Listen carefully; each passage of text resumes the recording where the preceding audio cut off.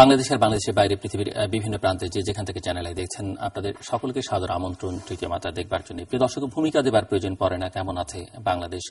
বাংলাদেশের প্রতিটি মানুষ মর্মে মর্মে উপলব্ধি করেন তিনি নিজে কেমন আছেন, তার স্বজনরা কেমন আছে এবং তার প্রিয় মাতৃভূমি এই বাংলাদেশ এখন কেমন আছে।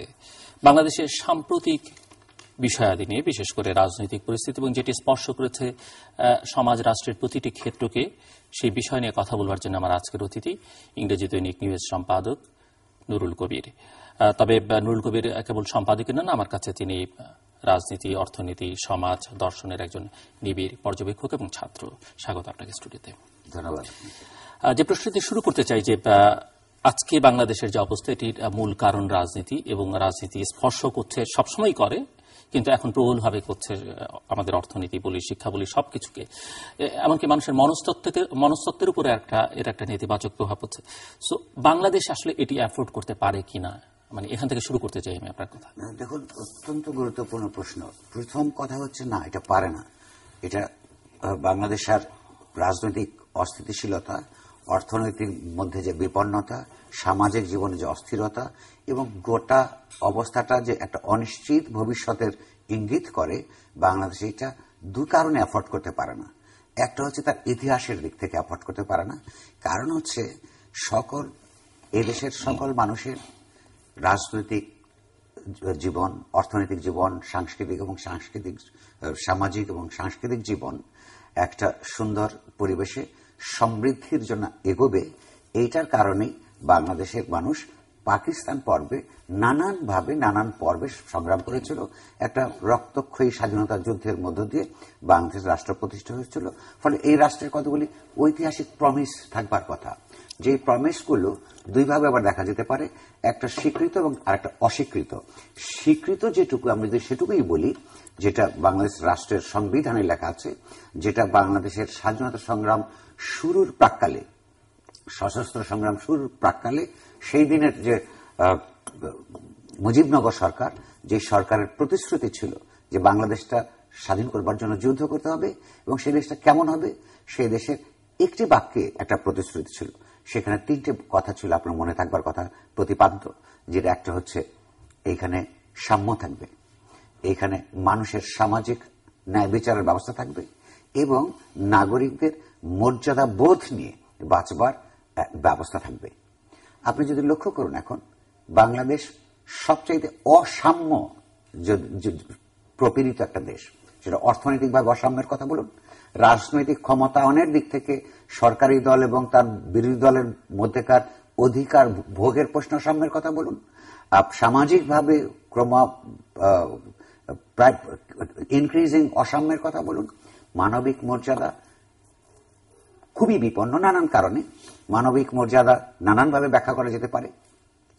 নাগরিকের সমান অধিকারের ব্যাপার থাকতে পারে, নাগরিকদের মধ্যে একটা সমাজের মধ্যে নানান ন্যায় যেমন থাকে, অন্যায়ও থাকতে পারে। রাষ্ট্র অন্যায়কে প্রশ্রয় দিবে না, তার বিচার করবে, কিন্তু রাষ্ট্র সেই বিচারটা করবে বিচার ব্যবস্থার মধ্য দিয়ে, যেটা একটা স্বচ্ছ একটা প্রক্রিয়া থাকবে। সেখানে আমরা বিনা বিচারের হত্যাকাণ্ড দেখতে পাই। এই বিনা বিচারের হত্যাকাণ্ড আবার দুই দিক থেকে এই মুহূর্তে দেখতে পাই। একদিকে হচ্ছে রাষ্ট্র ক্ষমতা নিয়ে যে বিরোধ, সেই বিরোধের এক পাশে সরকার আছে, আরেক পাশে এর আগে যারা সরকারের রাজনৈতিক দল হিসেবে ছিলেন তারা আছেন। এক পক্ষ থেকে পেট্রোল বোমা মেরে নিরীহ নাগরিককে হত্যা করা হয়, আরেক দিক থেকে তাদের সরকারের দলের রাজনৈতিক প্রতিপক্ষ হিসেবে যারা আছেন তাদের অনেককেই আমরা রাস্তায় গুলিবিদ্ধ হয়ে পড়ে থাকতে দেখি এবং তারপরে গল্প শুনি যে ক্রস ফায়ারে তারা মৃত্যুবরণ করেছেন। অন্যদিকে সমাজের মধ্যে সাধারণ নাগরিকদের যে অবস্থা, সেখানে মর্যাদা বোধ নিয়ে বেঁচে থাকবার জন্য যে নিরাপত্তামূলক ব্যবস্থাগুলো থাকা দরকার, সেগুলো পর্যন্ত নাই। সামাজিক ন্যায় বিচার যদি অর্থনৈতিক ন্যায় বিচার না থাকে, ইকুয়ালিটি না থাকে, থাকতে পারে না। এটা হচ্ছে ঐতিহাসিক দিক থেকে রাষ্ট্রের যে প্রমিস ছিল, সেই প্রমিস থেকে 43 বছরে এটা এগোবার পরিবর্তে অনেক কিছু পিছিয়ে গেছে। এটা একটা দিক। অন্যদিক থেকে অ্যাফোর্ড করতে পারে না যে বাংলাদেশ একটা আন্তর্জাতিক অর্থনৈতিক, রাজনৈতিক এবং ব্যবস্থার মধ্যে বসবাস করে। সেখানে একটা চরম কম্পিটিশন আছে প্রতিটা রাষ্ট্রের সঙ্গে আরেকটা রাষ্ট্রের। তো সেইখানে প্রতিটা রাষ্ট্র এগিয়ে যাবার জন্য যে বড় বড় ইস্যুগুলোতে রাজনৈতিক, অর্থনৈতিক, সাংস্কৃতিক কতগুলি ন্যূনতম ঐক্যমত থাকতে হয়, সেই ঐকমত্য যদি না থাকে, অস্থিরতা যদি থাকে, সমাজে যদি বিদ্যমান থাকে একটা ক্রুড সংগ্রাম, এবং তার পরিণাম যদি হয় একটা নানান ধরনের রাষ্ট্রীয় ইনসার্জেন্সি, সামাজিক বা বিরোধী পক্ষের ইনসার্জেন্সি, এরকম একটা জায়গার মধ্যে অর্থনীতিও ঠিকমতো বিকশিত হতে পারে না। এবং আমরা যারা এই ক্ষমতার বাইরে থেকে এক ধরনের অপোজিশনাল ইন্টেলেকচুয়ালিজমের মাধ্যমে ক্ষমতাসীন শ্রেণীকে প্রতিদিন প্রতি মুহূর্তে বাংলাদেশ রাষ্ট্রের উত্থানের সময়কার যে অঙ্গীকার, সেটা মনে করে দিবার জন্য গণতন্ত্রের যে সমস্ত সুগভীর সংজ্ঞাগুলো আছে, সেইটা সম্পর্কে যখন আলোকপাত করব, কিভাবে গণতন্ত্র একটা জীবন ব্যবস্থা হিসাবে পরিবারে, ব্যক্তি জীবনে, সামাজিক জীবনে ক্রমান্বত একটা দৃঢ় একটা মূল শিকড় গাঁথতে পারে, সেগুলো আলাপ আলোচনা করবার সুযোগ পর্যন্ত পত্র পত্রিকা, রেডিও, টেলিভিশনে পাওয়া যায় না। এ কারণে যে ইমিডিয়েট প্রবলেম, অর্থাৎ এলিমেন্টারি প্রবলেম, কিভাবে ক্ষমতা হস্তান্তরিত হবে শাসক শ্রেণীর একাধিক রাজনৈতিক দলের ভেতরে, একটা নির্বাচন হওয়া দরকার, যেটা হচ্ছে গণতন্ত্রের 1 নম্বর কথা, সেইটাই এখনো পর্যন্ত 43 বছর এই দেশের শাসক বর্ষরা, শাসক শ্রেণীর বিভিন্ন দল নিজেদের মধ্যে মারামারি খেউ করে এমন এই জায়গার মধ্যেই সমস্ত বুদ্ধিবৃত্তিক আলোচনা আটকে রেখেছে যে গণতন্ত্রের যে নানান অভিব্যক্তি নিয়ে সমাজে কথা বলবার আছে, এবং সেই অভিব্যক্তিগুলি সহ যদি পরিস্ফুটিত না হয় একটা রাষ্ট্র, তাহলে যে পৃথিবীর যে আন্তর্জাতিক রাষ্ট্র ব্যবস্থার মধ্যে মানুষ বাস করে, সে অন্যদের সঙ্গে কম্পিট করে যে এগিয়ে যেতে হবে, সেই পরিস্থিতিটাও বিঘ্নিত হয়। ফলে যেমনি ঐতিহাসিকভাবে তেমনি একেবারে সমসাময়িক দিক থেকে প্রশ্নেও বাংলাদেশের মানুষ এইটা এফোর্ড করতে পারে না। এবং এটা একটা এই পর্বে এইটা বলে আমি শেষ করতে চাই, এইটা বাংলাদেশের মানুষের পাওনা ছিল না, ডিজার্ভ করে না বাংলাদেশের মানুষ। এদেশের মানুষ যুদ্ধে সংগ্রাম করতে গিয়ে রক্ত দিয়েছে, জেল খেটেছে, এদেশের মানুষ স্বাধীনতার সংগ্রামে আত্মদান করেছে, এদেশের মানুষ প্রতিটা রেজিমের বিরুদ্ধে গণতান্ত্রিক সংগ্রামে কোনো না কোনোভাবে প্রাণ দিয়ে, সম্পদ দিয়ে ক্ষতিগ্রস্ত হয়েছে। তারা এটা ডিজার্ভ করে না। তাদের এই যে দুর্ভাগ্য, এইটা এই দেশের শাসক শ্রেণীর বিভিন্ন বড় বড় রাজনৈতিক দল ঐতিহাসিকভাবে চাপিয়ে দিয়েছে। এই কারণে আমি বারবার বলি, সংগ্রামটা শেষ পর্যন্ত এই শাসক শ্রেণীর অন্তর্গত গণতান্ত্রিকতা এবং তার যে অর্থলিগ্ন, ক্ষমতালিপ্সা এবং তার পরিপূরক যে রাজনীতি, সংস্কৃতি এবং অর্থনীতি, তার বিরুদ্ধে গণতন্ত্রপরায়ণ মানুষের সংঘবদ্ধ সংগ্রাম করেই দেশকে এগিয়ে নিতে হবে। এবং একজন সাংবাদিক হিসেবে নিশ্চয়ই আপনি এই প্রশ্নের মুখোমুখি যেখানেই যান হন, যে এই অবস্থার শেষ হবে কবে? হ্যাঁ, আপনি ঠিকই বলেছেন। এবং কিভাবে শেষ হবে?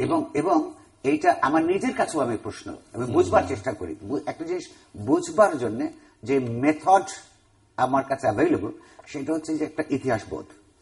এরকম সংঘর্ষে, এরকম সংকটের মধ্য থেকে আমাদের দেশ অতীতে কিংবা পৃথিবীতে অপরাপর দেশ এইরকম কিভাবে নিস্তার পেয়েছে, তার কতগুলি এক্সাম্পলস, সেটা ইতিহাস বোধ থেকে যে কোনো মানুষ আসতে পারে। সেই ইতিহাস বোধ কারোর গভীর হতে পারে, কারোর অগভীর হতে পারে। আমার হয়তো ততটা গভীর নয়, কিন্তু কিছু করবার নাই, এই সম্বল দিয়ে আমাকে নিজের কাছে ব্যাখ্যা বিশ্লেষণ করতে হয়। আর একটা দিক হচ্ছে, একদম প্রতিদিন আমরা খালি চোখে যে দেখতে পাচ্ছি যে একটা এই যে আওয়ামী লীগ, বিএনপি নেতৃত্বাধীন যে দুই রাজনৈতিক শিবির, তাদের অ্যাকশন এবং রিয়াকশন গুলো যে দেখতে পাচ্ছি, এগুলোর কতগুলি স্বাভাবিক পরিণতির সামান্য কাণ্ড জ্ঞান থাকলেই বোঝা যায়। 1 নম্বর কথা হচ্ছে, সেই এই দুটো দিক থেকে যদি আমরা দেখি, প্রথম ঐতিহাসিকভাবে এই মুহূর্তে বাংলাদেশে যে সরকার, আওয়ামী লীগ এবং তার রাজনৈতিক দোসরদের সরকার অধিষ্ঠিত আছে, তার একটা বড় ধরনের রাজনৈতিক ন্যায্যতার সংকট আছে।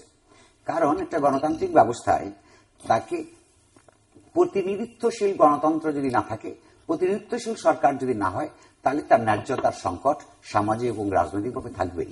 এই সংকটটা তার তৈরি হয়েছে গত 5ই জানুয়ারির 1 বছর আগে, 1 বছরের কিছু সময় আগে, গত বছরের 5ই জানুয়ারি যে একটা ভোটারবিহীন নির্বাচন হয়েছে, যে নির্বাচনে ক্ষমতায় যাবার জন্য 151টা যে সিট প্রয়োজন পড়ে 300 সদস্য বিশিষ্ট পার্লামেন্টে, তার 151টার বেশি নিশ্চিত করবার পর বস্তুত কম্পিটিটিভ ভোটদানের প্রক্রিয়া শুরু করেছে সরকার। কম্পিটিটিভ ভোটদান প্রক্রিয়ায় আবার আওয়ামী লীগ ছাড়া এবং তার যে রাজনৈতিক দোসররা ছাড়া আর একটি দল, শুধু বিএনপি বা বিএনপির জোটভুক্ত নয়, অপরাপর দলগুলো, যার মধ্যে ঐতিহাসিকভাবে তাদের যে ট্র্যাডিশনাল মিত্র, ধরেন কমিউনিস্ট পার্টি, ন্যাপ, বাসদ, এইরকম যারা মিত্র ছিল, তারাও ভোটে অংশগ্রহণ করে নাই। কারণ অংশগ্রহণ করবার জন্য যে ধরনের সুষ্ঠু পরিবেশ দরকার ছিল, যে সুষ্ঠু নির্বাচন ব্যবস্থা জারি থাকবার ব্যবস্থা ছিল, সেটা ছিল না। ফলে তাদের এই যে ন্যায্যতার সংকট নিয়ে তাদেরকে দিন গুজরান করতে হচ্ছে। যখনই একটা ভোটারবিহীন নির্বাচনের মধ্য দিয়ে একটা সরকার অধিষ্ঠিত হয়, তখন সমাজে যারা ক্ষমতার জন্য বলুন, আর ক্ষমতা ছাড়াও যারা ঠিক ক্ষমতার রাজনীতির সঙ্গে সংশ্লিষ্টতা নেই, কিন্তু সমাজ এবং রাষ্ট্রের গণতন্ত্রায়ন দেখতে চান, গণতন্ত্রের বিকাশ দেখতে চান, তাদের বুদ্ধিবৃত্তিক আকাঙ্ক্ষার দিক থেকে হোক, তাদের সঙ্গে ক্ষমতাসীনদের একটা সংঘর্ষ লাগতে বাধ্য। সেই সংঘর্ষের মধ্য দিয়ে যখন বাংলাদেশ যাচ্ছে, তখন ঐতিহাসিকভাবে যে অনিবার্য পরিণত হচ্ছে ক্ষমতাসীনদের পরাজয়। ইতিহাসে প্রায় ৩,৫০০ বছর ধরে ক্ষমতাসীনরা যখনই জনবিচ্ছিন্ন হয়েছে, তখন তাকে ক্ষমতায় থাকতে হলে তাকে নিপীড়নমূলক নানান যন্ত্রের উপর, রাষ্ট্রীয় যন্ত্রের উপর, রাষ্ট্র বিভিন্ন সময় বিভিন্ন যেই রূপেই তখন ছিল, এই ৩,০০০-৩,৫০০ বছর ধরে তাদের উপর নির্ভর করতে হতো। এবং যতই সে আবার নির্ভর করে নিপীড়ন যন্ত্রের উপর, আমাদের বর্তমান পরিপ্রেক্ষিতে যার অভিব্যক্তি হচ্ছে পুলিশ, বিজিবি, র্যাব, যতই তারা বিরোধীদেরকে কিংবা ভিন্ন মতাবলম্বীদেরকে তাদেরকে দমন করে এক ধরনের কৃত্রিম স্টেবিলিটি দিয়ে থাকতে চান, তাদের বিচ্ছিন্নতারও বাড়তে থাকে।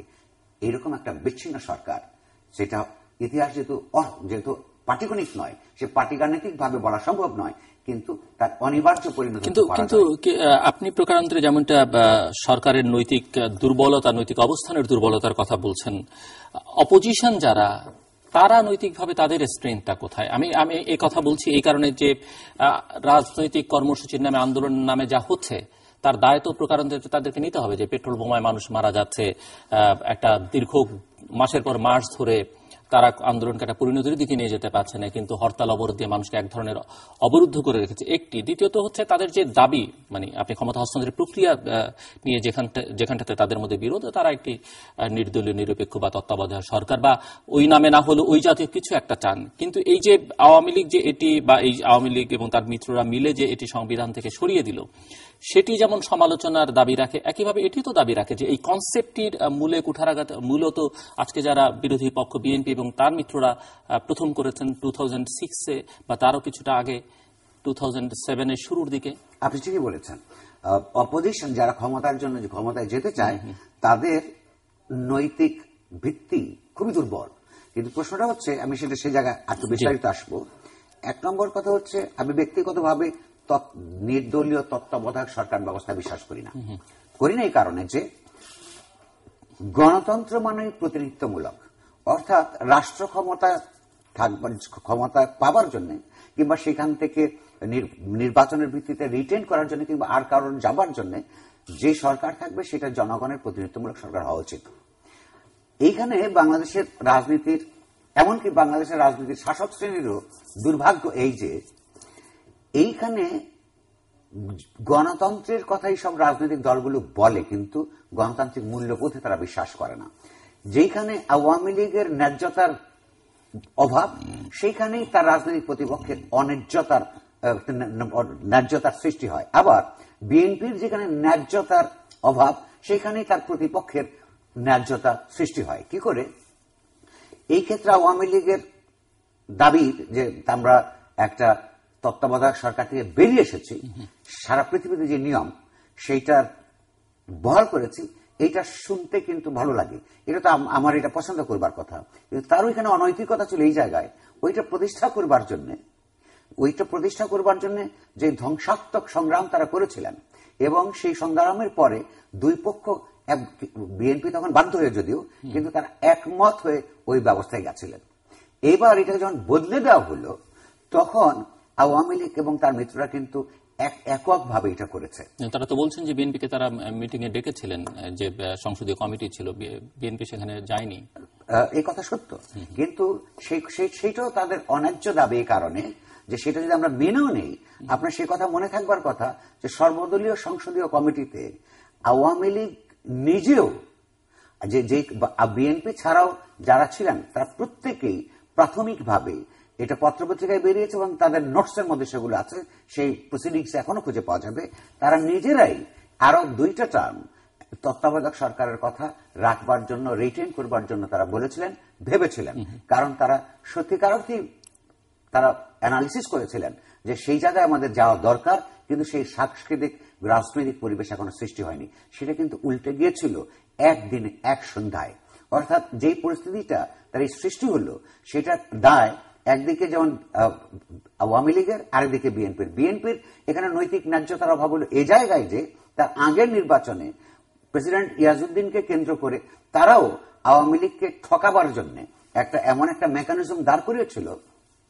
তত্ত্বাবধায়ক সরকারের যে তত্ত্ব লেখা ছিল কনস্টিটিউশনে, সে কনস্টিটিউশনের বাইরে যায়নি বটে, কিন্তু সবচেয়ে ওয়ার্স্ট, সবচেয়ে খারাপ যেটা ব্যাখ্যা, সবচেয়ে নিম্নমানের যে ব্যাখ্যা, সেই ব্যাখ্যাটা হাজির করে তাদের প্রেসিডেন্টকে দিয়ে একটা মেকানিজম করেছিল। এইটা হচ্ছে তার দিক থেকে অন্যায্য বিষয়, এবং সেখানে তার নৈতিকতা অনেক একটা উন্নততা আছে। আমি মনে করি বিএনপির দিক থেকে দুর্বলতা আরো আছে। যেমন ধরুন, এই যে এত বছর ধরে একটা গণতন্ত্রের নামে তারা ক্ষমতায় যেতে চায়, কিন্তু তাদের রাজনীতিটা কি? ক্ষমতায়, রাজনৈতিক দল মানে ক্ষমতায় যাবে, ক্ষমতা যাওয়াটা রাজনৈতিক ব্যবস্থার মধ্যে ক্ষমতা যাওয়ার আকাঙ্ক্ষা, যদি জনগণকে সঙ্গে নিয়ে তাদের রায়ের ভিত্তিতে, এটার মধ্যে কোনো অপরাধ নাই। কিন্তু রাজনৈতিক দল হিসেবে সারা দেশের তাদের কর্মী এবং নেতাদের ছাড়া অন্যদের জন্য তার প্রতিশ্রুতিটা কি? আপনি লক্ষ্য করুন, আমি তো গত 6 বছরে বিএনপিকে একটি বক্তৃতা দিতে শুনি নাই, একটি প্রেস রিলিজ দিতে দেখি নাই যেখানে বলেছে যে যেই সব অপরাধগুলি আওয়ামী লীগ সরকার করছে সেগুলো আমরা করব না, কিংবা আমরা এক্সট্রা জুডিশিয়াল মার্ডারের দিকে যাব না, যেটা 2004 সালে তারা শুরু করেছিল। যেমন বিএনপি যখন এই এক্সট্রা জুডিশিয়াল মার্ডার করা শুরু করে, আওয়ামী লীগ বারবার বলেছে তারা এটা ক্ষমতায় গেলে করবে না। অন্তত আমরা এই কথাটাতে বলতে পারি যে আওয়ামী লীগ তার প্রতিশ্রুতি ভঙ্গ করেছে, ভঙ্গ করে চলেছে। কিন্তু বিএনপি তারা এটা বলছে না, যদিও তারা নিজেরাই এখন সেই অস্ত্রের ভয়াবহ শিকার, কিন্তু এখনো তো আমরা বলতে শুনছি না যে এইটা অন্যায় এবং ক্ষমতায় গেলে আমরা এটা বন্ধ করব। বিএনপি তো বলছে না যে আওয়ামী লীগ আমলে এই ব্যাংকগুলি যেভাবে লুটপাট হলো, কিংবা স্টক মার্কেট থেকে যেভাবে লুটপাট হলো, আমরা এমন মেকানিজম তৈরি করব যেটার মাধ্যমে এই লুটপাট, জাতীয় অর্থনীতির এই লোপাট হবে না। বিএনপি তো বলছে না যে আওয়ামী লীগ এই যে তার রাজনৈতিক ভিন্ন মতাবলম্বীদেরকে যেভাবে নিপীড়ন করছে, যেদিকে স্পেস দিচ্ছে না, মিটিং মিছিল এগুলো যে করছে না, করতে দিচ্ছে না, স্লোগান, আমরা এইটা এই ব্যবস্থা করব না। অর্থাৎ যতক্ষণ পর্যন্ত না পরিষ্কারভাবে এই কথা বলবে, ততক্ষণ পর্যন্ত কিন্তু আমার ধরে নেবার সুযোগ আছে যে আওয়ামী লীগ যা করছে ঠিক বিএনপি ক্ষমতায় এসে তারই প্রতিশোধ পরায়ণ ভাবে এরকম অবস্থায় জারি রাখবে। তাহলে নাগরিক হিসেবে আমি যে গণতন্ত্র এবং গণতন্ত্রায়নের জন্য লড়াই করি, আমার তো তার প্রতি সিম্প্যাথি তৈরি হবার কোন জায়গা থাকে না। এগুলো তার দুর্বলতার দিক। কিংবা আরো যদি ধরুন, বারবার গণতন্ত্রের নামে একটা নির্বাচন চায়, নির্বাচন অবশ্যই গণতন্ত্রের 1 নম্বর অনুষঙ্গ, প্রধান অনুষঙ্গ, কিন্তু সেই ব্যবস্থা যখন তার নিজের পার্টির মধ্যে থাকে না, তখন আমার কি ভরসা আমি পেতে পারি যে বিএনপি ক্ষমতায় গিয়ে তার নিজের গণতন্ত্রায়ন না করে সমাজ এবং রাষ্ট্রের গণতন্ত্রায়ন করবে? এগুলো বা তার অতীতের ভুল ত্রুটি যা আছে সেগুলো স্বীকার করা, উপলব্ধিতে আনছে কিনা আমি কিভাবে বুঝবো? তারা ক্ষমতায় এসে আবার একটা বাতাস ভবনের নামে আর একটা হাওয়া ভবন খুলে একটা প্যারালাল রাষ্ট্রীয় বা সরকারি ব্যবস্থা তৈরি করবে না। একটি প্রশ্ন আমি করতে চাই, যেটি যেমনটা আপনি বলছিলেন যে সরকার এবং আওয়ামী লীগ জনবিচ্ছিন্ন হয়ে গেছে, এর বিপরীতে বিরোধী পক্ষ যারা এখন রাজপথে অবশ্য তাদের খুব একটা দেখাও যায় না, তারা জনগণকে সম্পৃক্ত করতে পারছে কিনা?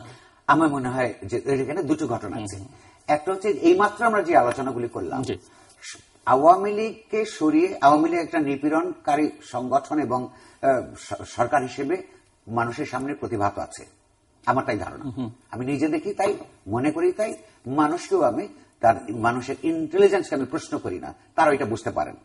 কিন্তু তার বদলে তাকে সরিয়ে যাকে সে দিবে, সেই আশ্বাস তো বিএনপি দেয়নি। বিএনপি কেবলমাত্র ক্ষমতায় যাবার কথা, নির্বাচনের কথা বলছে, যতক্ষণ পর্যন্ত না সে একটা তার চাইতে ইতিবাচক কর্মসূচি, ইতিবাচক জনগণের স্বার্থাবলম্বী জনগণ একটা রাজনৈতিক, সামাজিক এবং অর্থনৈতিক কর্মসূচি একদিন না করবে এবং বিশ্বাস করাতে পারবে, ততক্ষণ পর্যন্ত জনসম্পৃক্তি আশা করা বিএনপির দিক থেকে একটা মানুষকে বোকা মনে করা ছাড়া আর কিছু হবে না। সে কারণে হয় না। এক, অন্যদিকে আবার এটাও সত্য, ঢাকা শহরে বাংলাদেশের রাষ্ট্র এখন একটা পুলিশি রাষ্ট্রে পরিণত হয়েছে, অন্তত ঢাকা শহরে তো হয়েছেই।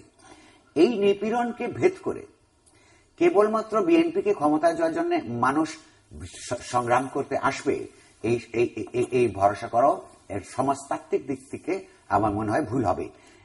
এখনো কিন্তু ঢাকার বাইরে অন্তত বিএনপির কর্মী সমর্থকদের মিছিল মিটিং চলছে, সেগুলো রাষ্ট্রের আরেক ধরনের নিপীড়নের কারণে রেডিও টেলিভিশনে ঠিক মতন আসে না বা আসতে পারে না, তার ধরনের নিষেধাজ্ঞা পরোক্ষভাবে জারি রয়েছে।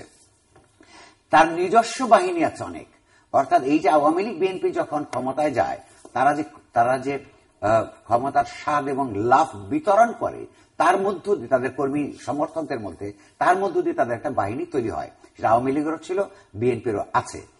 তারা কিছু কিছু কিন্তু ঢাকার বাইরে সেটা করছে, সেটা আমরা দেখতে পাচ্ছি না। আর সাধারণ জনগণকে সম্পৃক্ত করতে হলে প্রথমে সেনাপতিকে সামনে থাকতে হবে, কারণ সাধারণ মানুষের ইতিহাসে কোনোদিন দেখা যায় নাই যারা অসংগঠিত ভাবে। সেনাপতি শব্দটি একটু ক্লিয়ার করতে হবে, কারণ এটা আমার কনফিউশন। আমি বুঝতে পেরেছি, রাজনৈতিক যুদ্ধের কথা আপনি বলছেন, সেখানকার রাজনৈতিক সেনাপতি এখন বিএনপির নেতারা যদি আদারওয়াইজ এটি এবার কনস্পিরেসি থিওরির মধ্যে পড়ে যেতে পারে।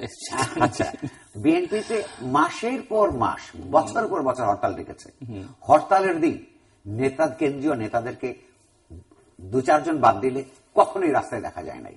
তো যদি রাস্তায় তারা না থাকে, তারা যদি বলে যে তারা ঝুঁকি দেখলে গুলি করে দেয়। আপনি লক্ষ্য করুন, বিএনপি নিজেই বক্তৃতা করে যে 6 বছর তার এতগুলি কর্মীকে হত্যা করা হয়েছে। আমার ধারণা বিএনপির কেন্দ্রীয় নেতারা যদি একটা বড় মিছিলের নেতৃত্ব দিতেন একদিন, তাহলে চাইতে অনেক কম রক্তক্ষয়ে তারা সংগ্রামে বিজয়ী হতেন। ফলে সেটা যদি এই আন্দোলনের সেনাপতিরা যদি সামনে না থাকে, তাহলে আন্দোলনের কর্মীরা কিংবা ফুট সোলজাররা মাসে নামবে, কিংবা তাদের পক্ষে সাধারণ জনগণ এগিয়ে আসবে, সেই ভরসা পাবার কোনো কারণ নেই। এই যে নাশকতা, সহিংসতা, এর সঙ্গে অনেকে, বিশেষ করে সরকার পক্ষে অনেকে আন্তর্জাতিক সন্ত্রাসবাদের সম্পর্ক দেখান এবং এখানে জঙ্গি গোষ্ঠীর উত্থান বা তাদের তৎপরতা, সেই দিকে বাংলাদেশকে নিয়ে যাওয়া হচ্ছে বা পাকিস্তানে ফেরত যাওয়ার কথা বলা হচ্ছে, এবং সেটিকে অনেকটা জাস্টিফাই করে বা জাস্টিফাই করানোর চেষ্টা হচ্ছে অভিজিতের হত্যাকাণ্ড, যেটি সর্বশেষ ঘটল। আপনি কি মনে করেন? আবার কেউ কেউ মনে করছেন যে এইভাবে যদি অপোজিশনকে, এটি আবার অন্য আরেকটি আলোচনার দিক, যে মার্জিনালাইজ করে ফেলা হয় বিএনপিকে, তাহলে হয়তো এই শক্তির উত্থানটা ঘটার সম্ভাবনা অনেক বেশি। অত্যন্ত গুরুত্বপূর্ণ একটা প্রশ্ন। বাংলাদেশ রাষ্ট্রের প্রতিষ্ঠার পরে এই পর্যন্ত আওয়ামী লীগ এবং বিএনপি, মাঝখানে কিছুদিন যে জাতীয় পার্টি, শাসক শ্রেণীর যে সমস্ত রাজনৈতিক দল এখানে ক্ষমতায় ছিল, এই ক্ষমতায় থাকার পরিণতি হিসেবে বাংলাদেশের যে প্রান্তিক জনগোষ্ঠীর প্রত্যক্ষ কোনো লাভ হয় নাই অর্থনৈতিকভাবে। তাদের অবস্থার উন্নতি হয়েছে, এটাকে ইকোনমিক্স, এটাকে বলে ট্রিকল ডাউন ইফেক্ট। সেই ট্রিকল ডাউন ইফেক্ট হিসেবে হয়তো তাদের কিছু উপকার হয়েছে। একটা বৃহত্তর জনগোষ্ঠীর যারা প্রকৃত অর্থে স্বাধীনতার যুদ্ধে সশস্ত্র সংগ্রামে অবতীর্ণ হয়েছিলেন, আপনার মনে থাকবার কথা, ইতিহাসে যারা যুদ্ধের সেনাপতিরাই বলেছেন, যুদ্ধে যারা ভলান্টিয়ার রিক্রুট করেছেন তাদের সাক্ষাৎকারগুলিতে আছে 70 থেকে 80% কৃষক ছিল কেরানি, ছিল তখন তৎকালীন ছাত্ররা। তাদের যে বিরাট অংশ এই যে শাসক শ্রেণীর দীর্ঘদিনের রাজনীতি থেকে প্রত্যক্ষ সুবিধা পায় না, সুবিধা পেয়েছে একটা ছোট অংশ, যে আরবান জনগোষ্ঠীর একটা অংশ। এই অবস্থাটাকে কেন্দ্র করে যারা ধর্মাশ্রয়ী রাজনীতি করে, তারা অনেক বেশি সমাজে শেকড় করেছে। এটা দ্বারা সম্ভব হয়েছে খুব সহজেই, কারণ তারা এখন বলতে পারে, তোমরা আওয়ামী লীগ দেখেছো, তোমরা বিএনপি দেখেছো, তোমরা জাতীয় পার্টি দেখেছো, ইসলামপন্থী যে সমস্ত দলগুলো আছে, এই রাজনীতির মধ্যেই সবচাইতে গরিবের কথা বলা আছে, আমাদেরকে টেস্ট করা হয় নাই। সুতরাং এখানে একটা রাজনৈতিকভাবে প্রলোভনের জায়গা বা এইটার প্রতি একটা আগ্রহ তৈরি করার জায়গা এখানে তৈরি হয়েছে, এবং সেটা আস্তে আস্তে বেড়েছে। দ্বিতীয়ত, সেকুলার ডেমোক্রেটিক রাজনীতির কথা যারা বলেন, মুক্তিযুদ্ধের চেতনার কথা যারা বলেন, আওয়ামী লীগ বিশেষত এবং তার মিত্ররা, তারা বুকে হাত দিয়ে যদি বলে, আর তারা যদি বুকে হাত দিয়ে নাও বলে, যারা চক্ষুষ্মান যে কোনো মানুষ বুঝতে পারে এইখানে এক অসাম্প্রদায়িক সেকুলার রাজনীতির বিকাশের জন্য দলীয়ভাবে, প্রতিষ্ঠানগতভাবে, সরকারিভাবে, রাষ্ট্রীয়ভাবে যে গণতান্ত্রিক রাজনৈতিক সাংস্কৃতিক সংগ্রাম জারি রাখা প্রয়োজন ছিল, সেটা তারা স্লোগান দিয়েছে, কিন্তু কখনোই সেই কাজটা তারা করে নাই। বরং সস্তা ভোটের রাজনীতিতে ভোট আসলে আমরা লক্ষ্য করেছি যে তারা নিজেরাই কে কত বড় ধর্মাবলম্বী এবং ধর্মকে তারা ভোটের মধ্যে ব্যবহার করেছে। রাষ্ট্রীয় পর্যায়ে এখন আর একটি রাজনৈতিক দলও নাই যারা রাষ্ট্র ধর্ম হিসাবে ইসলামকে মেনে নেয় নাই।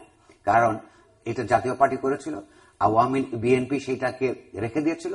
আওয়ামী লীগ আমাদেরকে বলতো তারা সংবিধান বদলানোর মতন মেজরিটি তখন ছিল না বলে তারা এটা করতে পারে নাই। এখন পর্যন্ত তারা 2 বার তার চেয়ে বেশি মেজরিটি পেয়েছে, তারাও এটা করছে না। অর্থাৎ ধর্মকে ব্যবহার করে রাজনীতি করা খুব সোজা, সেই সস্তা পথে তারা এগোচ্ছে। তৃতীয়ত হচ্ছে অন্য পক্ষে প্রতিদিন দেখবেন আওয়ামী লীগের কোন না কোনো নেতা বা আওয়ামী লীগপন্থী কোন না কোনো বুদ্ধিজীবী মাদ্রাসা শিক্ষাকে গালাগাল দেয়।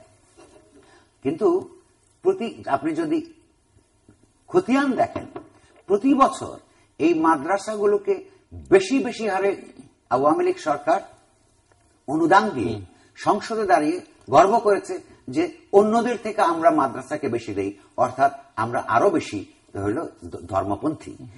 এরকম একটা অবস্থার মধ্যে স্বাভাবিকভাবে এখানে এক ধরনের ধর্মাশ্রয়ী রাজনীতির বিকাশ খুব সহজেই নিষ্পন্ন হয়েছে।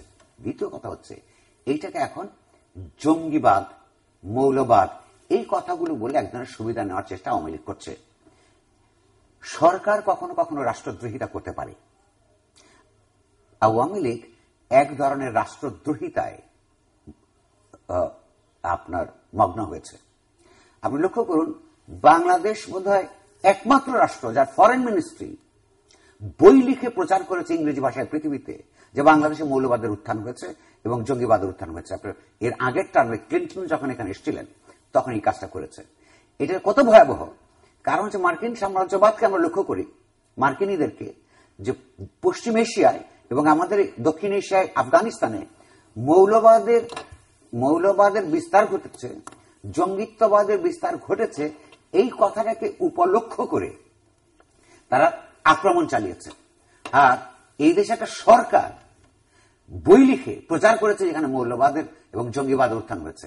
এইটা হচ্ছে সস্তায় মানুষের হৃদয় জয় না করে, মনন জয় না করে, কর্মসূচি দিয়ে দেশে উন্নয়ন না করে, বিদেশিদের উপর ভরসা করে, পশ্চিমাদের দৃষ্টি আকর্ষণ করে, দেশকে মৌলবাদী আখ্যা দিয়ে এবং সেই মৌলবাদের বিরুদ্ধে আওয়ামী লীগের একমাত্র শক্তি এই সার্টিফিকেট গ্রহণ করে দেশটাকে মৌলবাদী আখ্যায়িত করে এই ক্ষমতা টিকে থাকবার একটা অপকৌশল, এবং এইটা হচ্ছে এক ধরনের রাষ্ট্রদ্রোহিতা। কারণ এই প্রপাগান্ডার কারণে, এই ঘটনাকে উপলক্ষ করে মার্কিন যুক্তরাষ্ট্র এবং পশ্চিমাদেরকে আমরা অন্য দেশে আক্রমণ করতে দেখেছি। তারা সত্যিকার অর্থেই যদি মৌলবাদী বা ধর্মাশ্রয়ী রাজনীতির বিরুদ্ধে হতো, তবে তারা নিজেরা সেকুলার দৃষ্টিভঙ্গি বিকাশের জন্য স্কুল, কলেজ, বিশ্ববিদ্যালয়, রাজনৈতিক কর্মসূচিতে, সাংস্কৃতিক তৎপরতার মধ্যে এইটাকে রাজনৈতিক, দার্শনিক, সাংস্কৃতিকভাবে ফাইট করত, নিজে থেকে মৌলবাদী আখ্যায়িত করে, এবং তার রাজনৈতিক প্রতিপক্ষকে আইএসআই ইত্যাদি আইএসআইএস বানিয়ে চেষ্টা করত না। আমার ধারণা এরা আমার দেশের মানুষকে যেমন তেমনি বিদেশিদেরকেও, মার্কিনীদেরকেও বা পশ্চিমাদেরকেও খুব বোকা মনে করে। আমার ধারণা এরা যখন তার রাজনৈতিক প্রতিপক্ষ প্রধান বিরোধী দলকে যখন আইএসআইএস বলে, তখন বোধহয় পেন্টাগনে কিংবা স্টেট ডিপার্টমেন্টের মার্কিনীরা হাসে, বলে মনে মনে যে আরে ভাই, আইএসআইএস তো আমরাই বানিয়েছি, জানি তো তারা আইএসআইএস তারা নয়। হ্যাঁ, ফলে এগুলো নিজেরাও বোকামি করে কিন্তু আমাদের দেশটার ক্ষতি করে। অভিজিতের হত্যাকাণ্ড আপনি বলেছেন, এটা অত্যন্ত অত্যন্ত বেদনাদায়ক একটা হত্যাকাণ্ড। অভিজিৎ ভিন্ন মতাবলম্বী, তিনি কোন নির্দিষ্ট ধর্মের প্রতি অনুরক্ত নন। তিনি মনে করেন যে বিজ্ঞান মনস্কতা এবং যুক্তি প্রবণতা দিয়ে সমাজ এগিয়ে যাওয়া দরকার। এইটা করতে গিয়ে তিনি যে সমস্ত রচনা করেছেন, সেই রচনার সঙ্গে বহু মানুষ হয়তো একমত নয়, হয়তো আপনি আমিও পুরোপুরি একমত হতে পারবো না। কিন্তু আপনি লক্ষ্য করুন, আমরা যেভাবে বেড়ে উঠেছি, আপনি আমাদের জেনারেশন, সেই ভলতেয়ারের কথা শুনে যে আপনার সঙ্গে আমি, আপনার মতের সঙ্গে আমি একদম একমত পোষণ করি না, কিন্তু আপনার মত যাতে প্রকাশ হতে পারে সেই অধিকার প্রতিষ্ঠার জন্য আমি জীবন দিতে পারি। এইরকম একটা জেনারেশন 60-এর এবং 70-এর দশক হয়ে যে বাংলাদেশের গড়বার স্বপ্ন দেখেছে এবং বাংলাদেশ ওরকম একটা দেশই হতে চেয়েছে, কিন্তু সেই কারণে তাকে হত্যা করা হলো। এই হত্যাকাণ্ডের মধ্যে দুটো গুরুত্বপূর্ণ উপাদান আমি লক্ষ্য করি। এক হচ্ছে যে যদি আমরা ধরে নিই যে তাকে যারা থ্রেট করছিল যে ধর্মের বিরুদ্ধে লিখবার জন্য তাদেরকে হত্যা করা হবে, তারাই যদি এই হত্যাকাণ্ডের সঙ্গে জড়িত থেকে থাকে, তারা আপন অন্তত ইসলাম ধর্মের প্রতি তারা একটা অবিচার করছেন। এই কারণে যে ইসলাম ধর্ম গরিব মানুষের পক্ষাবলম্বী ধর্ম হিসেবে পৃথিবীতে বিকশিত হয়েছে শাসক শ্রেণীর বিরুদ্ধে সংগ্রাম করতে করতে ন্যায় প্রতিষ্ঠার সংগ্রামে। এই 1450 বছরে ইসলামকে নানান কিছু মোকাবেলা করতে হয়েছে, অন্যান্য ধর্মকেও করতে হয়েছে। ধর্মের যদি কত অন্তর্গত শক্তি না থাকতো তাহলে এত বছর টিকে থাকতো না, অন্য বহু মতবাদ টিকে থাকে নাই।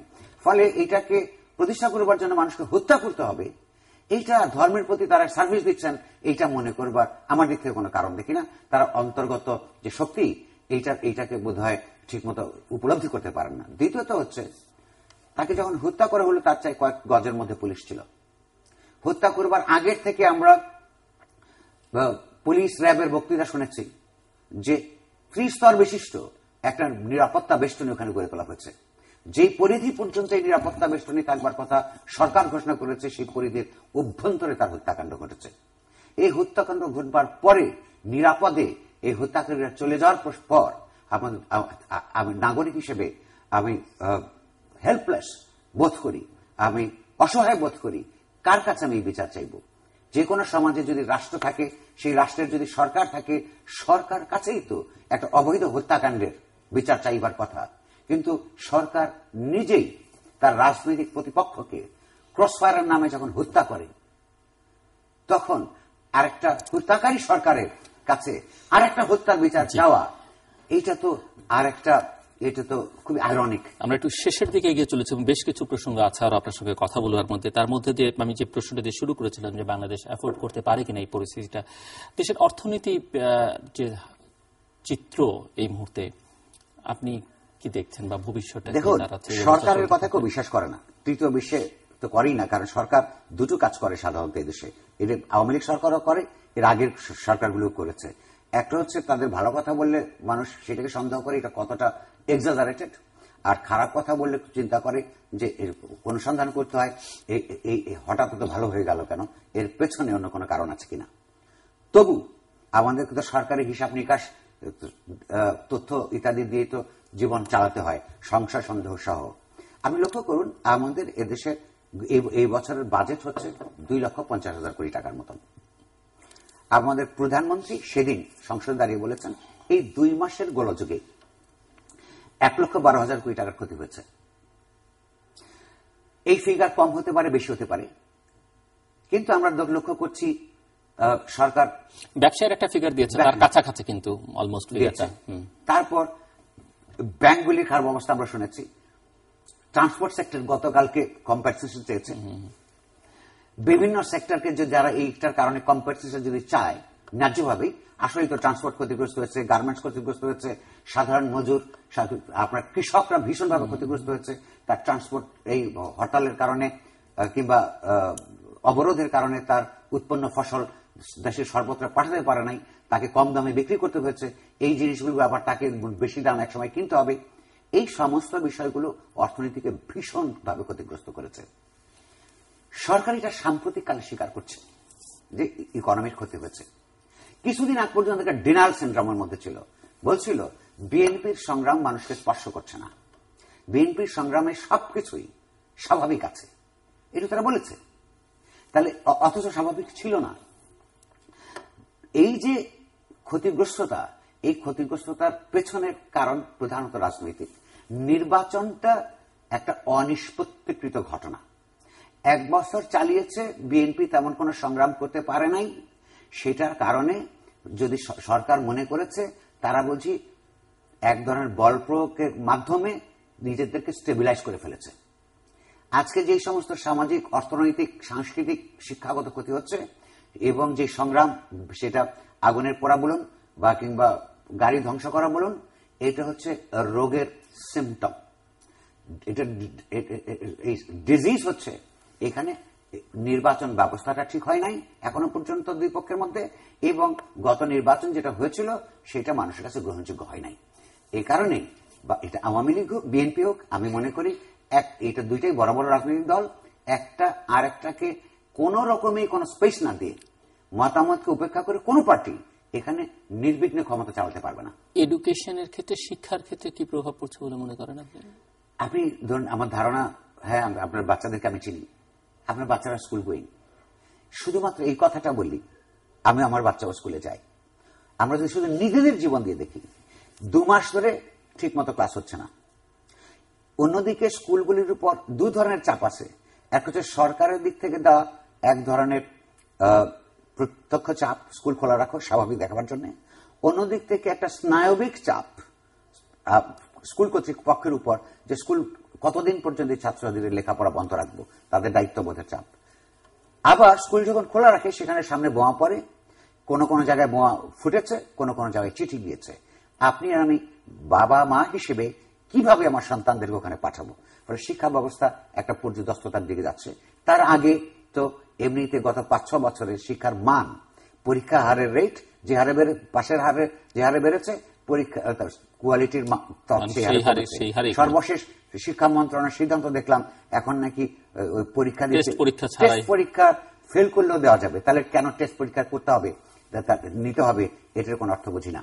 তো শিক্ষা বিশ্ববিদ্যালয়গুলো, কলেজগুলো এক ধরনের কবরের নিস্তব্ধতা ছিল আগে, কারণ এখানে কোন স্বাভাবিক যে তৎপরতার ছাত্র রাজনীতি থাকবার কথা সেগুলো ছিল না, কারণ মাসল ভিত্তিক অর্গানাইজেশনে পরিণত হয়েছে। কিন্তু তারপরে আমার মনে হয় আবার আজকে দেখলাম ঢাকা বিশ্ববিদ্যালয়ে গতকাল একটা মিছিল করতে গেছিল, সেখানে বিএনপির ছাত্ররা সেখানে আবার পুলিশ এবং ছাত্রলীগ আক্রমণ করেছে। অর্থাৎ দেখা যাচ্ছে যে তারা আবার যদি তারা ওইখানে ঢুকতে চেষ্টা করে শিক্ষা প্রতিষ্ঠানগুলোতে, ছাত্রলীগের যে আধিপত্য আছে, জবরদস্তিমূলক আধিপত্য, যে বেদখল মুক্ত করতে গেলে সেখানে আরো সংঘর্ষ হবে। তো গোটা শিক্ষা ব্যবস্থাই তো একদিকে মানের দিক থেকে, অন্যদিক থেকে একটা নতুন ধরনের অনিশ্চয়তার দিকে গিয়ে পড়েছে। এটা ভয়াবহ জায়গায় গিয়ে পড়ছি, যেগুলো আমরা হয়তো লং টার্মে আর অনেক বেশি ক্ষতি হবে। অনেকগুলো প্রসঙ্গ আছে। আমরা আন্তর্জাতিক সন্ত্রাসবাদের সঙ্গে সংযোগের প্রশ্ন আলোচনা করলাম। সব মিলিয়ে এক ধরনের ষড়যন্ত্র হচ্ছে বলে সরকারের দিক থেকে বলা হচ্ছে। সম্প্রতি মাহমুদুর রহমান টেলিফোন কথোপকথন, সেটিকে আরো এস্টাবলিশ করবার চেষ্টা হয়েছে। এর প্রসঙ্গে এর মধ্যে সেনাবাহিনীর প্রসঙ্গ আলোচনার মধ্যে চলে আসছে, তৃতীয় শক্তির প্রসঙ্গ আলোচনার মধ্যে চলে আসছে। আপনি কি মনে করেন যে মানে এই আওয়ামী লীগ বিএনপির বাইরে আদার ফোর্সেস যারা আছে দেশের ভেতরে বাইরে, উত্তর দিক থেকে, দেখুন সব মিলিয়ে কি মনে হয়? দেখুন, বাংলাদেশে বিভিন্ন সময় সামরিক শাসন এসেছে এবং প্রতিবার আমরা সামরিক শাসনের প্রতিবাদ করেছি। সামরিক শাসন আমরা শুধু নই, আর অনেক আমরা প্রত্যক্ষভাবেই করেছি, সে দেশের মানুষ করেছে। কিন্তু লক্ষ্য করুন, প্রায় প্রতিবার সামরিক শাসন এসেছে রাজনৈতিক দলগুলোর ভেতরকার অমীমাংসিত বিষয়কে কেন্দ্র করে, যে কোন্দল তৈরি হয়েছে সেই কোন্দলকে কেন্দ্র করে। ফলে আওয়ামী লীগ বিএনপির বাইরে যেহেতু এখানে যে সমস্ত রাজনৈতিক গ্রুপ বা দলগুলো রয়েছে তাদের প্রভাব সমাজের উপর কম এবং তাদের শক্তি এবং সামর্থ্য কম, এইরকম একটা পরিস্থিতিতে যখনই কোন রাজনৈতিক দল জনগণের সঙ্গে অন্যায় করতে থাকে, যখনই নিপীড়নমূলক হয়ে ওঠে, তখনই কিন্তু এই দেশে সামরিক হস্তক্ষেপের ইতিহাস রচিত হয়েছে। ফলে যারা চিন্তা করে যে এরকম একটা বাজে অবস্থা, যেখানে আওয়ামী লীগ তার একটা যথার্থ নির্বাচনের মাধ্যমে যথার্থ ম্যান্ডেট না থাকা সত্ত্বেও ক্ষমতা থেকে আঁকড়ে থাকতে চায়, যেখানে তার রাজনৈতিক প্রতিপক্ষ তার জনসমর্থন থাকা সত্ত্বেও একটা নির্বাচন চেয়ে পায় না, সেই নির্বাচনে কে হারবে কে জিতবে সেটা ভিন্ন আলোচনা। এরকম একটা অবস্থায় বাংলাদেশ যে ইতিহাসের ভেতর দিয়ে গেছে তার মধ্যে অনেকের মন এবং মননের মধ্যেই আবার একটা সামরিক হস্তক্ষেপের আশঙ্কা তো করেই, নিশ্চয়ই কোনো কোনো পক্ষ আকাঙ্ক্ষাও করে। সবচেয়ে দুর্ভাগ্যজনক ব্যাপার হল এই যে তাদের রাজনৈতিক দলগুলির ব্যর্থতার কারণে যখন এই সামরিক অভ্যুত্থান হয়েছে, পরবর্তীকালে কিন্তু এই অবৈধভাবে ক্ষমতা দখলের জন্য এই পর্যন্ত কারোর কিন্তু শাস্তি হয় নাই। কোন কোন সময় সেটা পুরস্কৃত হয়েছে। সর্বশেষ কিন্তু মঈনুদ্দিন আর মাসুদউদ্দিনের সরকার কিন্তু পুরস্কৃত হয়েছে, তাদের অন্তত বিচার করা হয় নাই। কাউকে কাউকে বিদেশে রাষ্ট্রদূতের চাকরি দেওয়া হয়েছে, যেটা 15 আগস্টের পরে যেমন বিএনপির বিরুদ্ধে যে অভিযোগ আছে, এই অভিযোগ একই মাত্রার নয়, কিন্তু এই অভিযোগ কিন্তু এই সরকারের অধীনে আছে। যারা জোর করে ক্ষমতা নিয়েছিল, যারা কুশীলভ ছিল, তাদেরকে রাষ্ট্রদূতের চাকরি দেওয়া হয়েছে। এর আগে এই উদাহরণ আছে। আপনি মাহমুদুর রহমান মান্নার সাহেবের কথা বলেছেন। মাহমুদুর রহমান মান্নার টেলিফোন সংলাপে যেটা আমি শুনেছি, সেখানে দেখা যাচ্ছে যে তিনি জেনারেলদের সঙ্গে কথা বলতে চেয়েছেন, তখনও পর্যন্ত তাদের ওই সংলাপ ফাঁস হওয়া পর্যন্ত তিনি কথা বলতে পারেন নাই।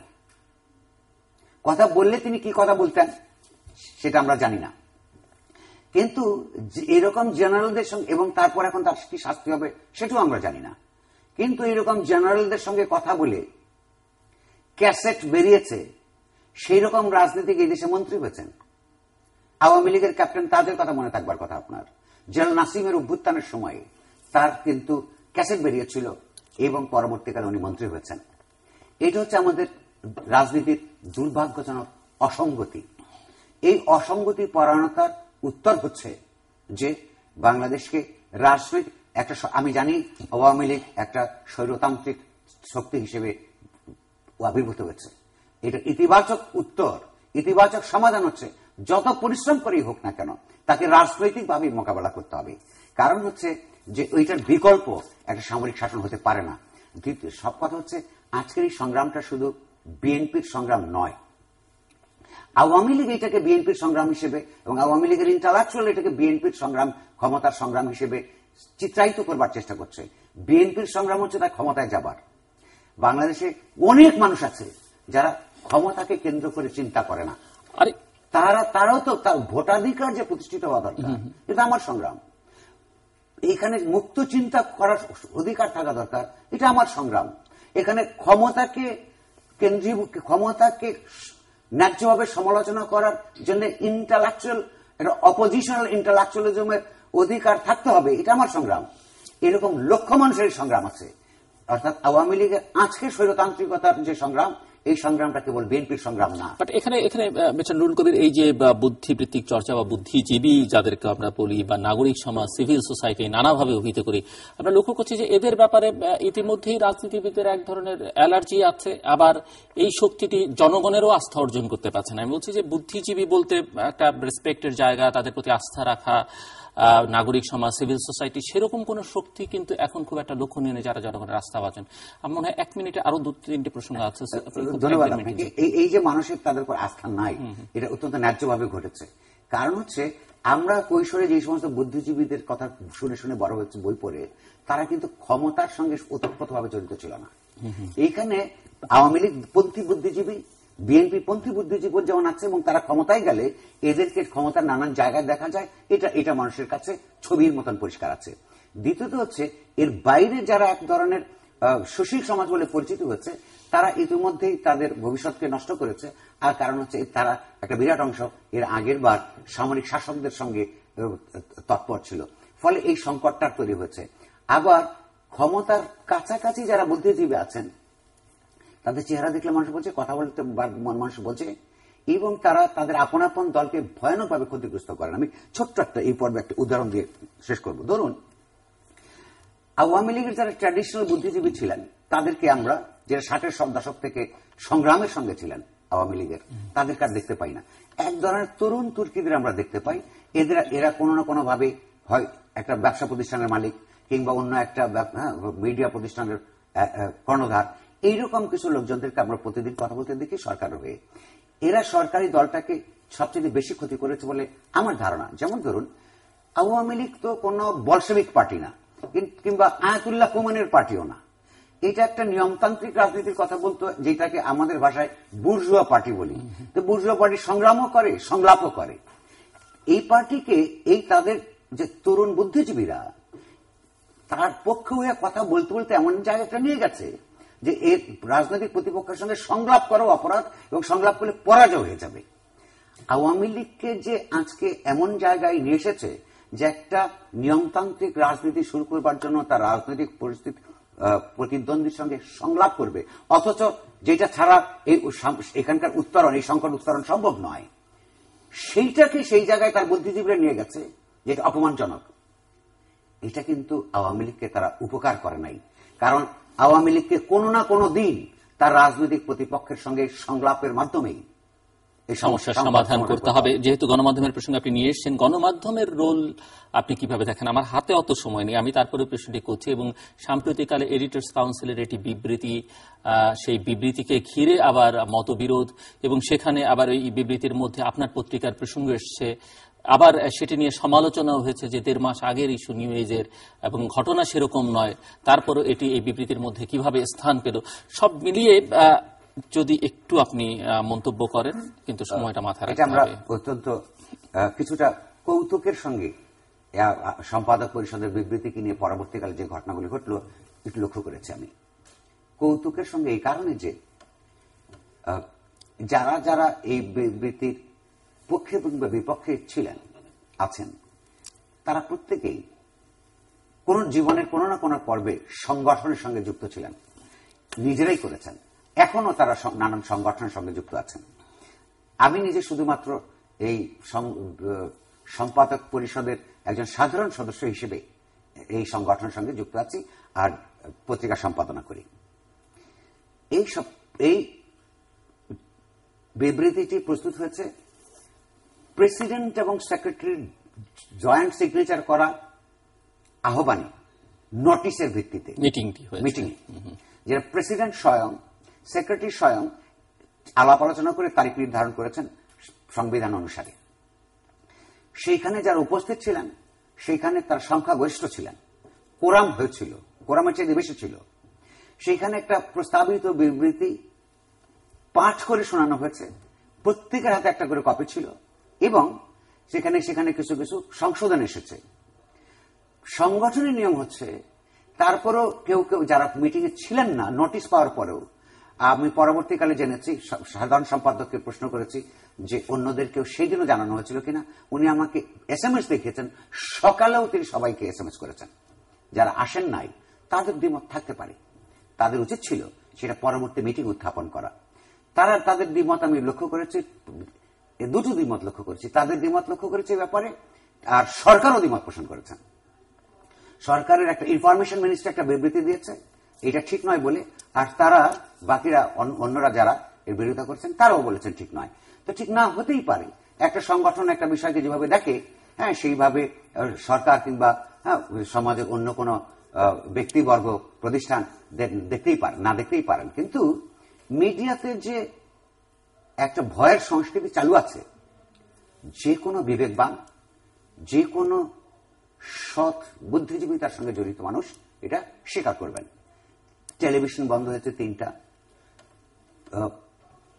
প্রকাশ্যে মিটিং করে টেলিভিশন কর্তৃপক্ষকে বলেছে কি কি দেখানো উচিত, কি কি দেখানো উচিত নয়।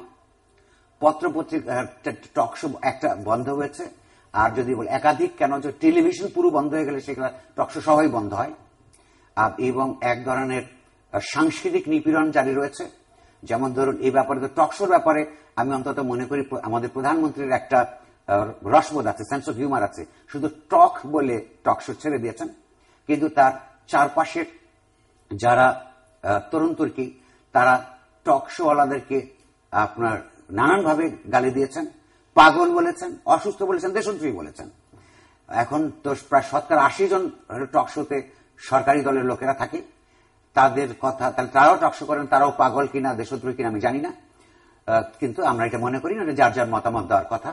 পত্র পত্রিকাতে এই সমস্ত পরিস্থিতি এক ধরনের সেলফ সেন্সরশিপ তৈরি হয়েছে।